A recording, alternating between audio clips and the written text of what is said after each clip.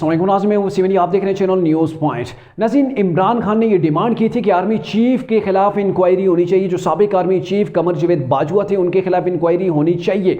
यहाँ पे बड़ा सवाल ये है कि क्या पाकिस्तान के अंदर जो एक्स आर्मी चीफ रहा उसके खिलाफ कभी इंक्वायरी हो पाएगी या नहीं, या फिर कोई ऐसा अदलिया को बड़ा जो जस्टिस हो, क्या उसके खिलाफ कानूनी कार्रवाई पाकिस्तान के अंदर कभी अमल में आई है या नहीं। तो यहाँ पे सादा सा बिल्कुल जवाब है कि बिल्कुल भी नहीं। क्यों नहीं, ये आपको इस व्लॉग के अंदर बताते हैं। आपसे होगी गुजारिश, आपने इस वीडियो को मुकम्मल देखना है कि ताकि आपके तमाम सवालात के जवाब आपको इस व्लॉग के अंदर मिल जाएं। नाज़रीन, ये पाकिस्तान है, यहाँ पे वो इंक्वायरियाँ होती हैं या फिर रूल ऑफ लॉ जो होता है, आईन और कानून होता है, वो गरीब के लिए होती है, किसी ऐसे ताकतवर शख्स के लिए नहीं होता। और यहाँ पे जब बात आ जाए आर्मी चीफ की तो ये तो पॉसिबल ही नहीं है, क्योंकि यहाँ लिंक से लिंक जुड़े हुए हैं। यहाँ पे तनहा आर्मी चीफ की बात नहीं है, यानी कि एक्स आर्मी चीफ की। यहाँ पे आपको दर्जनों ऐसे उनके सहूलतकार मिलेंगे या फिर जो उनके हम पल्ला मिलेंगे, जिन्होंने सब ने मिलकर बहुत से, यानी कि 3-4 साल गुज़िश्ता जो गुजरे उसके अंदर क्या कुछ किया वो आपके सामने आ जाएगा।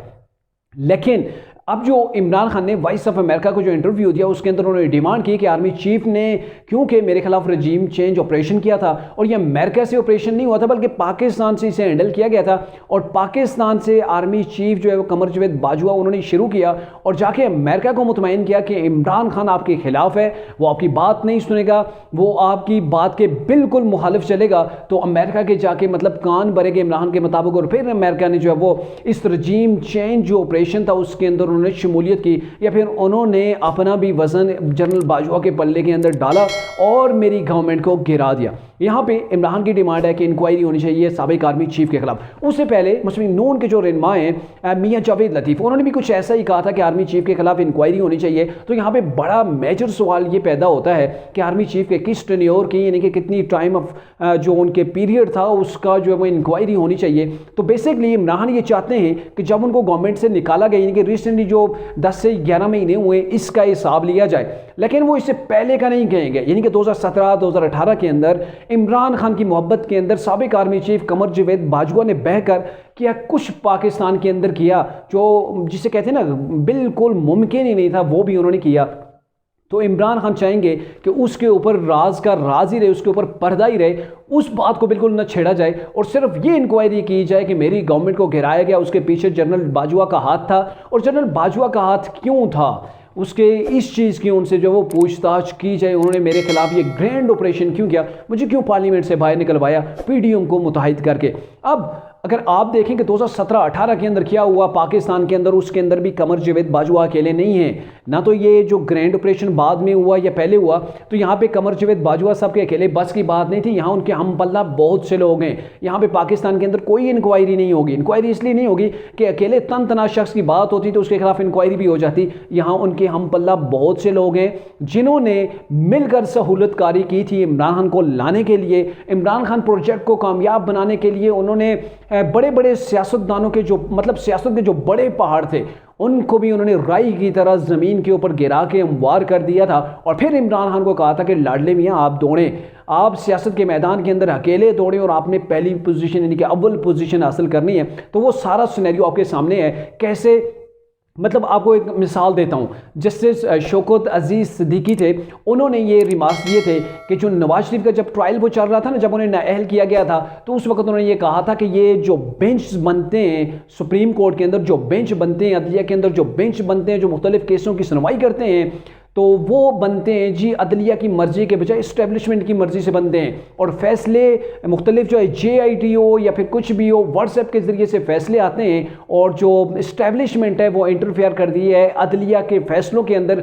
हमें ये कहा जाता है कि आपने ऐसे करके ये फैसला करना है, और हमारी ज़मीर जो मेरा ज़मीर है इस चीज़ से मुतमईन नहीं है। जब उन्होंने ये बात कह दी थी तो फिर उसके बाद उन्हें सुप्रीम जुडिशल काउंसिल के ज़रिए से उन्हें बाहर निकाल दिया गया था। और उसके बाद जब इन्होंने अपील की थी तो इनकी जो पिटीशन थी वो अभी तक उसके ऊपर कोई सुनवाई नहीं हुई है। जब भी कोई बेंच बनता है तो बेंच को तोड़वा दिया जाता है, और अभी तक कितने साल हो गए हैं वो इंसाफ के लिए जो है वो दर दर की ठोकरें खा रहे हैं, लेकिन उन्हें इंसाफ नहीं मिल रहा। उनकी गलती क्या थी? गलती उनकी ये थी कि हम अदलिया हैं, हमारा काम है इंसाफ करना, और एक दूसरा इदारा है इस्टेब्लिशमेंट, वो इंटरफेयर करता है। और आपने देखा होगा कि तरीके इंसाफ की गवर्नमेंट के जाने के बाद वो तमाम के तमाम राजों से पर्दा उठा है, बल्कि यहाँ पे इस्टेब्लिशमेंट ने खुद ये इज़हार किया है कि वाकई में हम माजी के अंदर सियासत के अंदर इन्वॉल्व थे, हमसे कुछ गलतियाँ हुई हैं, अब हमने उनसे सीखा है, अब मुस्तकबिल के अंदर आज से हमने ऐलान कर दिया, इरादा कर दिया कि अब हम सियासत के अंदर मुदाखलत नहीं करेंगे।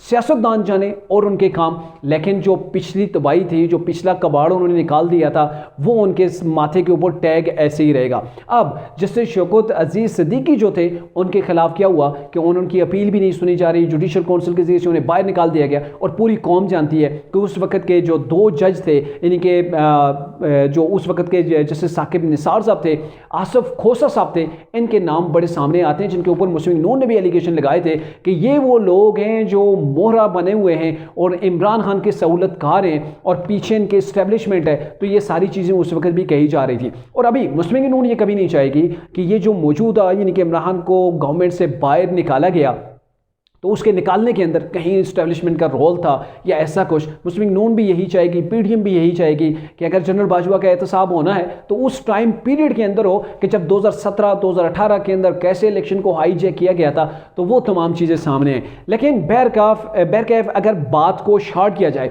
तो आपको एक ही बात नज़र आएगी कि जनरल बाजवा जो है वो पंचिंग बैग बने हुए हैं। मुस्लिम लीग नून भी उन्हें जो है वो लताड़ने की कोशिश करेगी अब, और इमरान खान तो डे नाइट उन्हें जो वो लताड़ रहे हैं। बल्कि जब वो आर्मी चीफ ही थे तो उसी वक्त भी तहरीक इंसाफ ने उनके खिलाफ जो है वो जंग का ऐलान कर दिया था। लेकिन अगर देखा जाए तो यही वो बड़े लोग होते हैं, वो बड़े इदारे होते हैं जो सियासत के अंदर जिन्होंने इंटरफेयर किया, पाकिस्तान की मैशत का जिसकी वजह से कबाड़ बन गया और एक ऐसे नाअहल ऐसे शख्स को लाके मैशत के ऊपर बैठा दिया था, इस मुल्क के ऊपर बैठा दिया था कि जिसने मुल्क का पहिए को जो वो जाम कर दिया था। अब बड़ा सवाल यह है कि या इनके खिलाफ इंक्वायरी हो पाएगी या नहीं। इंक्वायरी बिल्कुल भी नहीं हो पाएगी, इसलिए कि जनरल बाजवा का जब नाम आएगा तो उसकी जब आप जो है वो तहकीकात शुरू होंगी तो उसके साथ जुडिशरी भी इस चीज़ के अंदर आ जाएगी। और आपको पता होना चाहिए कि ये जो पेटी बंद होते हैं, मतलब अगर अदलिया है तो अपने अदलिया के जो उनके साथी होती हैं जैसे उनके राजों के ऊपर पर्दा डाला जाएगा, उनको सपोर्ट किया जाएगा।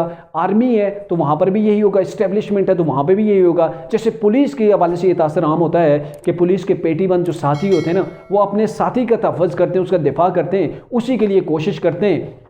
तो यहाँ भी वही चीज़ होगी, क्योंकि इसकी हमारे सामने एक बहुत बड़ी मिसाल है। जनरल रिटायर्ड जो मुशर्रफ जिनका इंतकाल भी हो चुका है, उनके हवाले से एक मशहूर ज़माना जो केस था जो उनका गद्दारी का था, जो उन्होंने आइन को मुअत्तल किया था, तो उस ज़मन में जस्टिस वकार सेठ जिनका इंतकाल हो चुका है कोरोना के अंदर, तो उन्होंने क्या रिमार्क्स दिए थे। उन्होंने एक इख्तलाफी नोट लिखा था जिसके अंदर उन्होंने कहा था कि जनरल मुशर्रफ अगर वो मर जाते हैं, जिंदा पाकिस्तान के अंदर नहीं आते, तो उनकी लाश को भी 3 रोज़ के लिए लटका दिया जाए। तो जब ये उन्होंने कहा था तो फौज के अंदर बड़ा गम गुस्सा आ गया था। मतलब बहुत ज़्यादा वो इस चीज़ के ऊपर गुस्सा थे, इस फैसले को वो अच्छा नहीं समझ रहे थे और यानी कि काफ़ी वो रंजीदा थे। तो जनरल मुशर्रफ को वो उन्होंने सपोर्ट की। जनरल मुशर्रफ जो बाहर थे वहाँ पे उनका इलाज मुआवजा रहा और उनको मुकम्मल सपोर्ट की गई। और ये जो बयान था उनका, जो इख्तलाफी नोट था कि उनको ऐसे लटकाया जाए, तो इसके हवाले से कई महीनों तक ये चीज़ सामने आई। बल्कि उस वक्त मेरे ख्याल में, जहाँ तक मुझे याद पड़ती है, DGI-SPR ने ये कहा था कि इस चीज़ के ऊपर हमें तशवीश है और ये जो चीज़ बोली गई, ये जो इख्तलाफी नोट जो है वो लिखा गया, तो इसके ऊपर जो है वो पूरे आर्मी का मोरल डाउन हुआ है। हमारे अंदर जो है वो गम और गुस्सा पाया जाता है, मतलब नौजवानों के अंदर। तो ये चीज़ है। दूसरी जन्म अदलिया है तो वहाँ पर भी यही चीज़ होगी। तो पाकिस्तान के अंदर आप बोल जाएं कि किसी तगड़े को, किसी पावरफुल शख्स का आप एहतसाब कर सकेंगे, तो ऐसा बिल्कुल भी नहीं, हरगिज़ नहीं है। हाँ, अगर कोई अवाम के अंदर से कोई गलती कर देता है, कोई गरीब इंसान जो है वो ऐसी हरकत कर देता है, तो फिर उसका तो बचना भी मुश्किल है। लेकिन बड़े लोगों के लिए पाकिस्तान के अंदर ना तो कोई आइन है, ना ही कानून है, भले वो पाकिस्तान की अवाम को रगड़ा लगाएं, सुबह शाम रगड़ा लगाएं, पाकिस्तान की मैशत को इस कदर जो है वो तबाह करके रख कि पाकिस्तान जो है वो डिफ़ॉल्ट होने के करीब पहुंच जाए। उन्हें कोई पूछने वाला पाकिस्तान के अंदर नहीं है। और यही वजह है कि पाकिस्तान दिन ब दिन दुनिया के ममालिक आगे जा रहे हैं, वो तरक्की कर रहे हैं और पाकिस्तान को रिवर्स गेयर के अंदर डाला हुआ है। तो इसकी बड़ा रीज़न भी यही है कि पाकिस्तान के अंदर रूल ऑफ लॉ की हुक्मरानी नहीं है, पाकिस्तान के अंदर इंसाफ नहीं होता है। इंसाफ उसी के हाथ के अंदर है जिसकी लाठी उसी की भैंस। तो ये पाकिस्तान के अंदर सारी चीज़ें चल रही हैं जिसके होते हुए पाकिस्तान कभी आगे नहीं बढ़ सकता। इजाज़त दीजिए अगली वीडियो तक। अल्लाह हाफ़िज़।